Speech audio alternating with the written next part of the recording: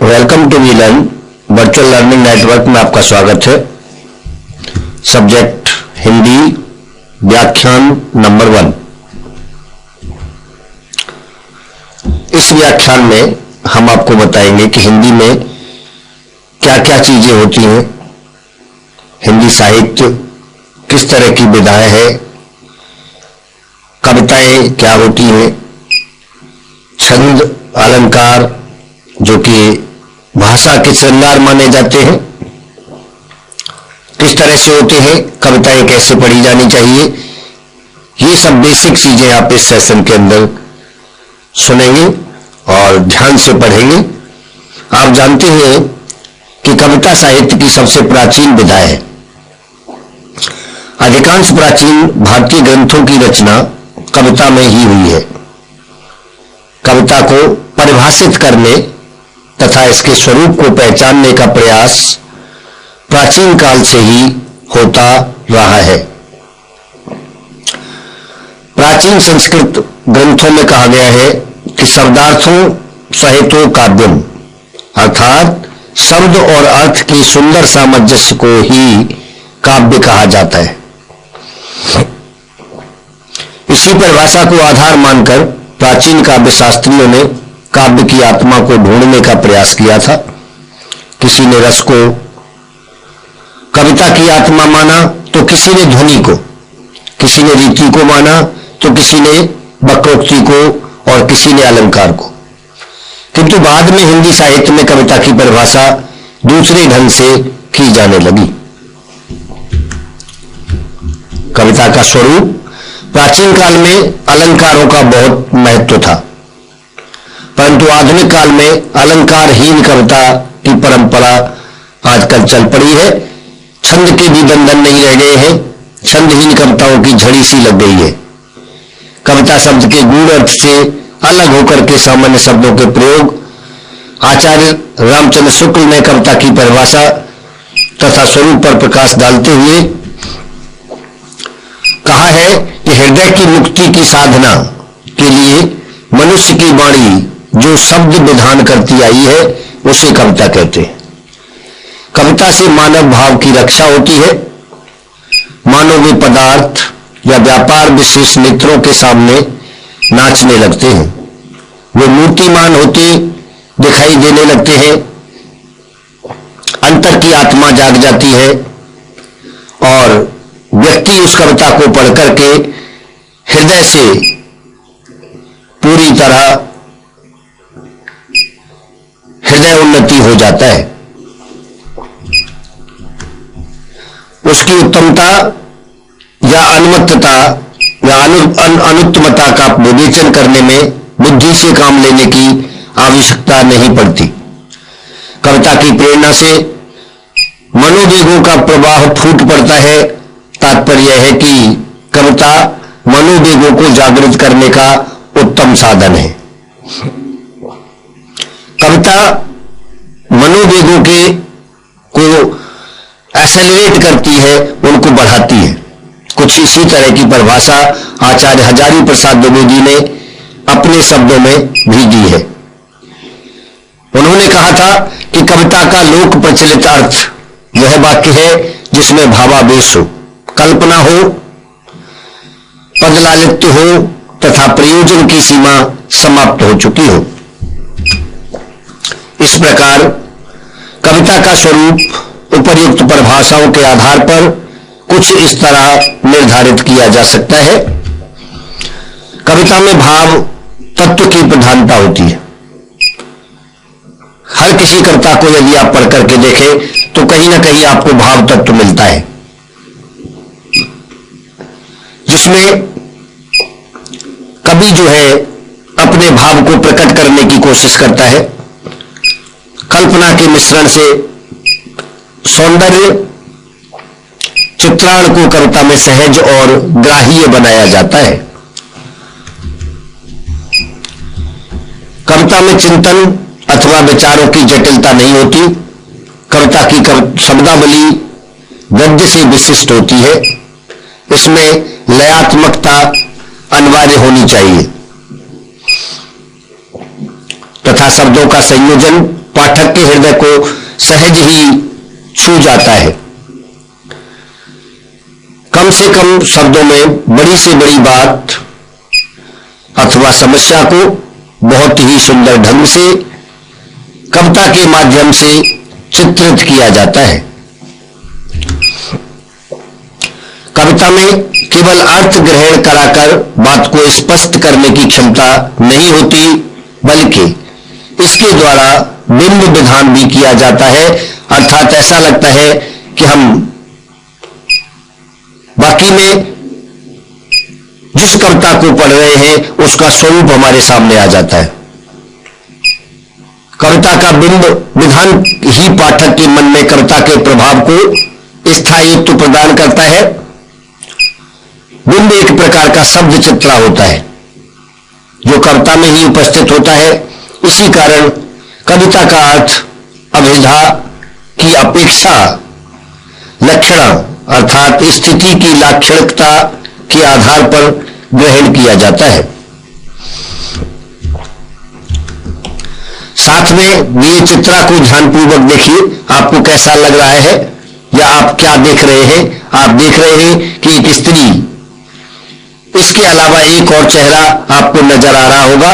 यह नारी भी हो सकती है या कोई नर। वह क्या सोच रहा है, दिए गए दो गोले किसके प्रतीक है, इसको आप अपनी किताब में देखेंगे। चांद का या सूरज का, रात का चित्रा है या दिन का, इसके अतिरिक्त भी आप बहुत कुछ सोच रहे हैं, सोच सकते हैं। बिल्कुल समान स्थिति कविता के साथ भी होती है। किसी एक कविता को पढ़ने के बाद अलग अलग व्यक्ति अलग अलग तरीके से कविता का भाव ग्रहण करता है। अर्थात कविता का जो अर्थ होता है वो अलग अलग तरीके से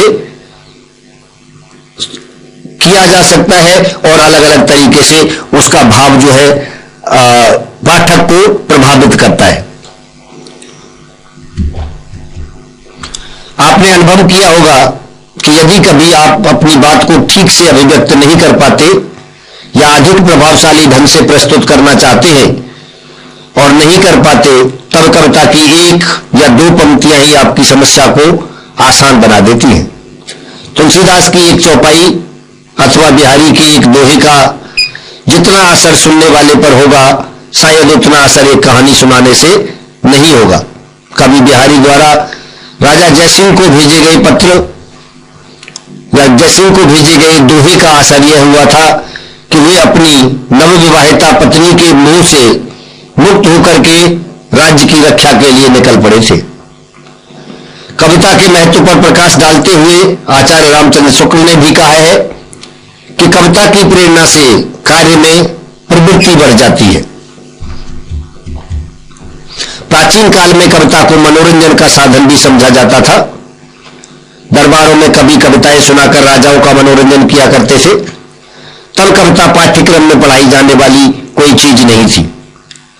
आप कभी कभी सोचते होंगे कि कविता भी भला कोई पढ़ने की चीज है, यह मनोरंजन की चीज कैसे हो सकती है।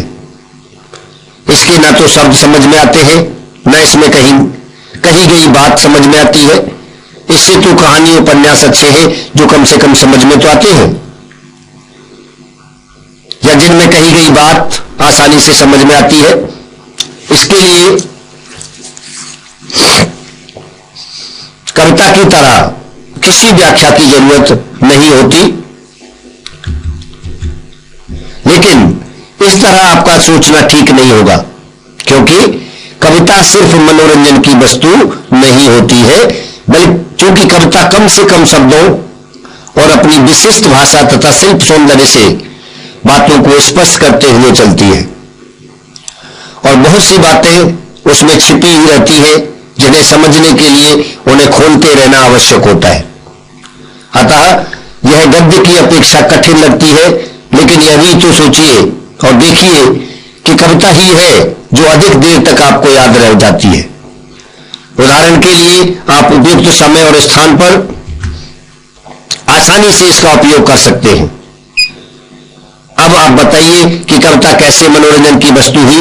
इस संबंध में रामचंद्र शुक्ल ने भी कहा है कि प्राय लोग कहते हैं कि कविता का अंतिम उद्देश्य मनोरंजन होता है, पर मेरी समझ में मनोरंजन उसका अंतिम उद्देश्य नहीं है। कविता कम से कम शब्दों में जितनी सरल, सुगढ़ तथा लयात्मक ढंग से अधिक बातें व्यक्त कर सकती है, उतना गद्य नहीं कर सकता। इसीलिए कविता अधिक समय तक याद रहती है। लयात्मक होने के कारण इसे कहीं भी गुनगुनाया जा सकता है। दूर सुनसान रास्ते में अकेले चला जा रहा राही कविता गुनगुना करके अपना मनोरंजन कर लेता है। इस प्रकार हम देखते हैं कि कविता हमारे जीवन की अन्य आवश्यकताओं की तरह ही एक प्रमुख आवश्यकता बन चुकी है। माध्यम से प्राप्त होने वाला सुख किसी भी भौतिक सुख से अलग और बेहतर होता है। यहां पर आप यह न समझें कि कविता केवल किताबों और अखबारों में छपी हुई होती है, बल्कि गीत, गजल, फिल्मी धुन, नज्म, शेर आदि सभी कविता के ही विभिन्न रूप होते हैं। आप अवश्य ही कुछ न कुछ गुनगुनाते रहते होंगे और इसका आनंद लेते की तुलना एक सुंदर युवती से की गई है और कहा गया है कि शब्दार्थ जिसका शरीर है, अलंकार जिसके आभूषण है, रीति शारीरिक अवयवों का गठन है, गुण स्वभाव और रस उसकी आत्मा है, इन अवयवों के अलावा छंद को भी काव्य का अवयव माना गया है। इस आधार पर काव्य के 6 अवयव बताए गए हैं, किंतु आधुनिक काल तक आते आते इन अवयवों के विषय में विद्वानों की मान्यता बदल गई है। छंद, रीति, रस और अलंकारों पर विशेष ध्यान नहीं दिया गया। इसके स्थान पर कविता में कथ्य अर्थात कही जाने वाली बात और विचार, दृष्टि अर्थात कवि के चिंतन को विशेष महत्व दिया जाने लगा है।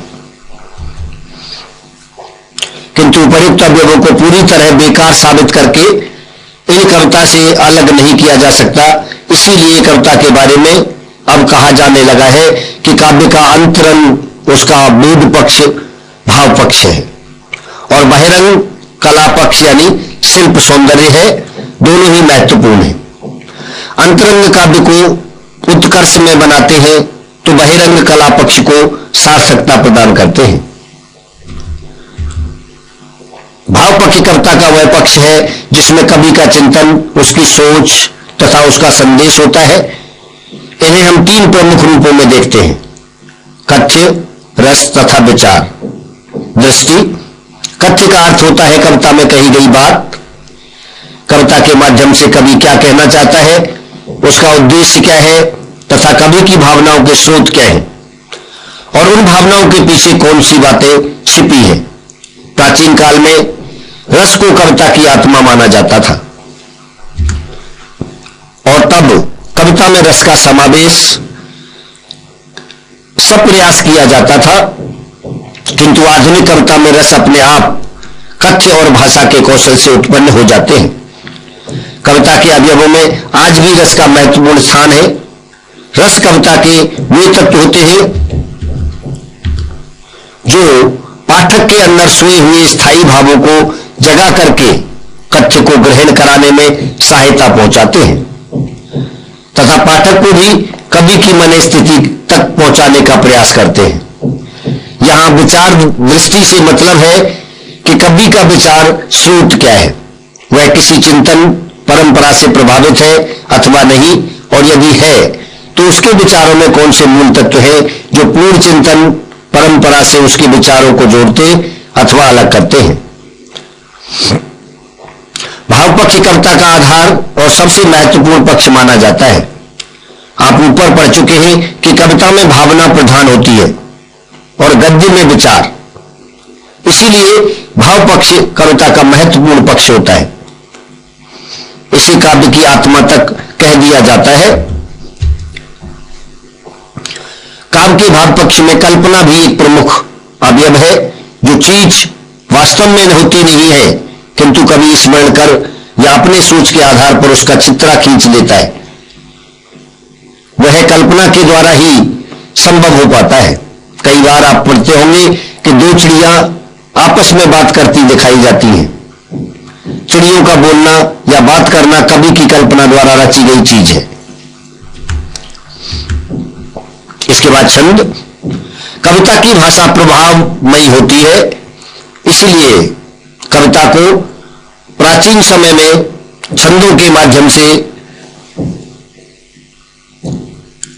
रचा जाता है। छंद का अर्थ होता है भाषा के लयात्मक रूप को एक निश्चित ढांचे में बांधकर रखना, जैसे दोहा, चौपाई, सोरठा, सबैया आदि छंदों के भेद हैं। कुछ छंदों में मात्राओं की गणना की जाती है और कुछ छंदों को वर्णों की संख्या के आधार पर पहचाना जाता है। मात्रा के आधार पर रचे गए छंदों को मात्रिक छंद तथा वर्णों के आधार पर रचे गए छंदों को वार्णिक छंद कहा जाता है। हिंदी कविता में छायावाद युग के बाद छंदों का प्रचलन आवश्यक नहीं रह गया। अब आधुनिक समय में छंदों का प्रयोग कुछ कवि ही करते हैं, इसलिए छंद अब कविता का अवयव नहीं रहा है। आधुनिक कविता का स्वरूप मुक्त छंद हो गया है। इसके बाद अलंकार। प्राचीन कविता में भाषा के कौशल से कवि अलंकारों का सृजन सप्रयास करते थे, किंतु अब कवि अलंकारों पर अधिक ध्यान नहीं देते हैं।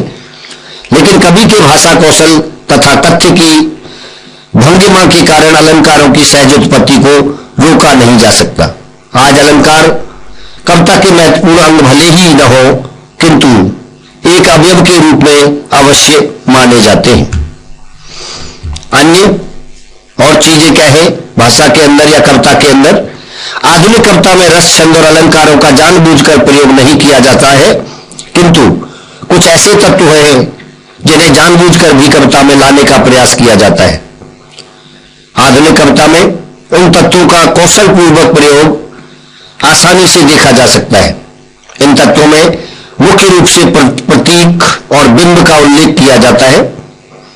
क्या आप जानते हैं कि प्रतीक किसे कहते हैं? प्रतीक का अर्थ है किसी वस्तु के माध्यम से किसी अन्य वस्तु अथवा घटना से संबंधित बात का कहा जाना। उदाहरण के लिए आपने सूरदास का भ्रमर गीत सार पढ़ते समय गोपियों द्वारा बार बार भ्रमर शब्द का प्रयोग जरूर पढ़ा होगा। आप जानते हैं कि भ्रमर यानी भौरे का रंग काला होता है। उद्धव का रंग भी काला था और कृष्ण भी सांवले थे। भौरे का स्वभाव है फूलों पर डोलते हुए रसपान करना, यानी प्रकारांतर से गोपियां भौरे के माध्यम से उद्धव पर व्यंग करती हैं और कुछ हद तक कृष्ण को भी उल्हाना दे देती है। यहां भ्रमर प्रतीक के स्वरूप में आया है। उसी प्रकार बिंब का अर्थ होता है परछाई, अर्थात भाषा कौशल के द्वारा किसी स्थिति का चित्रा खींचा जाना। जब बात कहने पर चित्र स्पष्ट होने लगे तो उसे बिंब कहते हैं। कई बार आप कविता पढ़ते समय ऐसा अनुभव करते होंगे कि जो बात कही जा रही है उससे कई बातों का आभास मिल रहा है। दूसरी स्थितियों और घटनाओं के भी चित्र आंखों के सामने उभरते चले जा रहे हैं। इसी भाषा कौशल को बिंब कहते हैं। इस प्रकार उपर्युक्त सभी तत्व मिलकर कविता की रचना में सहयोग प्रदान करते हैं। अतः कविता को पढ़ते समय इन सभी अवयवों पर ध्यान देना भी आवश्यक होता है। कविता कैसे पढ़ी जाए, किस प्रकार उसका उच्चारण किया जाए, ये आप देखेंगे। कविता के संबंध में इतना कुछ पढ़ लेने के बाद अब आपके मन में विचार आ रहा होगा कि कविता पढ़ी कैसे जाए, ताकि आसानी से समझ में आ जाए और उसमें की गई बात का अर्थ या आशय भी स्पष्ट रूप से समझ में आ जाए। कविता को पढ़ने का ढंग गद्य से भिन्न होता है। आपने कवि सम्मेलनों, आकाशवाणी अथवा दूरदर्शन पर कवियों को कविताएं पढ़ते तो सुना ही होगा। जब कभी कभी स्वयं अपनी कविताएं सुनाते होंगे तब वे आपको कठिन नहीं लगती होंगी, बल्कि कई बार तो कविता सुनने के लिए आप अपने बाकी सारे काम छोड़ छाड़ कर बैठ जाते हैं। इसके पीछे क्या कारण है, एक कविता जो कवि सम्मेलन में सुनाई जा रही है वह आपको अच्छी लगती है, और एक कविता जो किताबों में छपी है वो आपको समझ में नहीं आ रही है। जानते हैं क्यों? इसके पीछे एक प्रमुख कारण होता है कविता के पढ़ने का ढंग।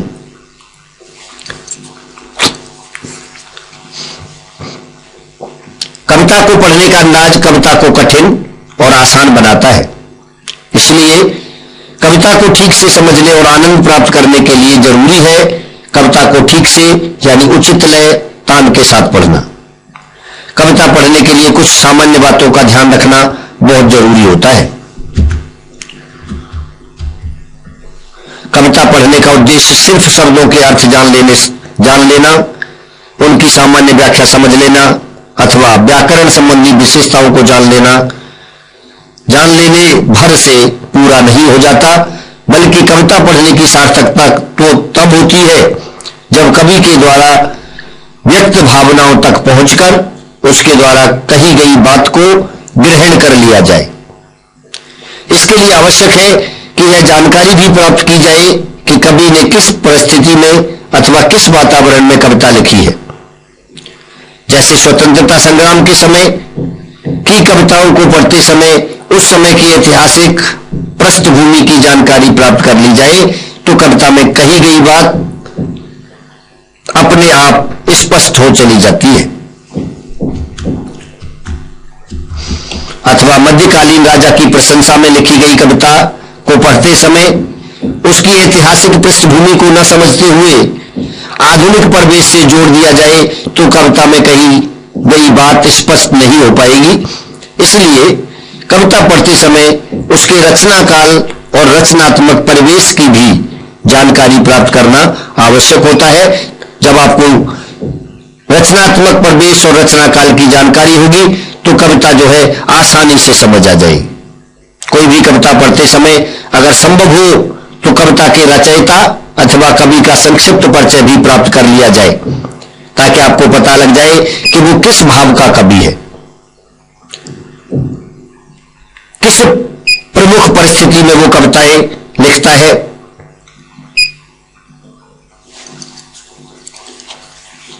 किस रस के लिए लिखता है, कौन कौन से अलंकार वो प्रयुक्त करता है। जैसे वीर रस की कविताएं होती है, वीर रस में एक कवि ने कविता लिखी है, दो पंक्तियां मैं आपको यहां पर सुना रहा हूं जो वीर रस से ओतप्रोत है कि चह चेतक तलवार उठा करता था भूतल पानी को, राणा प्रताप सरकार काट करता था सफल जवानी को। तो यहां पर वीर रस में कवि ने स्पष्ट कर दिया है। यह कविता आपको अच्छे से समझ आ जाएगी कि कवि क्या कहना चाहता है।